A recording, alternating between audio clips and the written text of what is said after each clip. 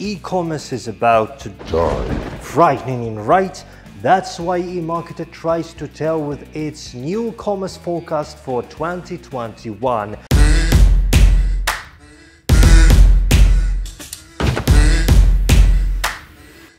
The pandemic accelerated the shift of m-commerce, but its growth doesn't show any signs stopping. US retail and commerce sales will grow over 15% in 2021 and reach over $360 billion.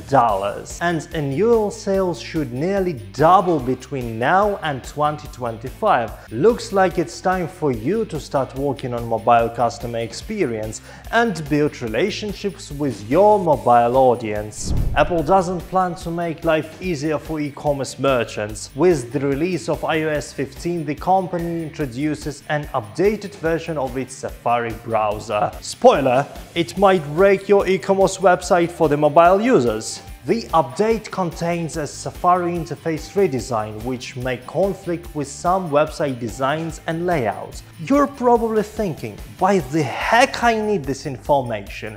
Well, just listen. On iPhones, all navigation controls are now combined into one tab bar placed in the bottom of the screen. The update beneficial for users who will be able to reach the navigation bar regardless of the screen size. For the time being, Apple allows users to switch to the old interface, but we don't know how long such an option will be available. Considering that around 35% of all mobile traffic comes from Safari, e-commerce business may face a new challenge. Right now is the best time to optimize your website design for the changes. It's especially important for the merchants with a lot of traffic coming from iOS. And don't forget about Apple lightening its privacy policy, which will also impact the industry. We are about to witness how the era of third-party cookies falls under the weight of regulations and advanced cookie management. Experts promise a very tough time for e-commerce businesses that rely on paid ads. While some lose, others gain. The time first-party data has arrived.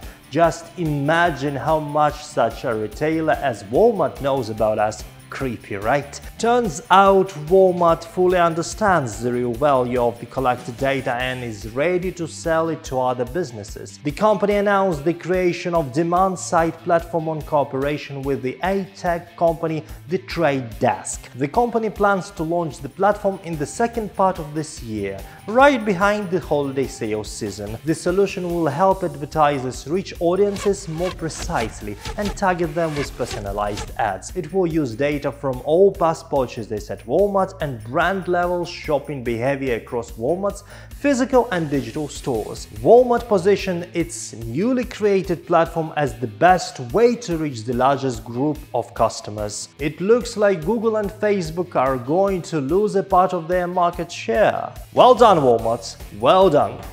Gartner shared its long-awaited report on digital commerce. For the fifth year in a row, Magento became a leader in Magic Quadrant. Gartner highly evaluated Adobe Commerce, previously known as Magento Commerce, for its global reach. Compared to other vendors, Adobe has the largest number of service partners across all major markets. E-commerce businesses can easily get the hold of Adobe professionals, no matter where they are located. Gartner also praised the platform for its out-of-the-box functionality, especially highlighting its multi-store support, catalog management, marketplace integrations, page builder, PWA Studio, all seasons with good gradual control. The user interface of platform also got high marks thanks to being modern and intuitive. Keep up the good work, Adobe. Let's hope we will see our favorite platform among the leaders next year too.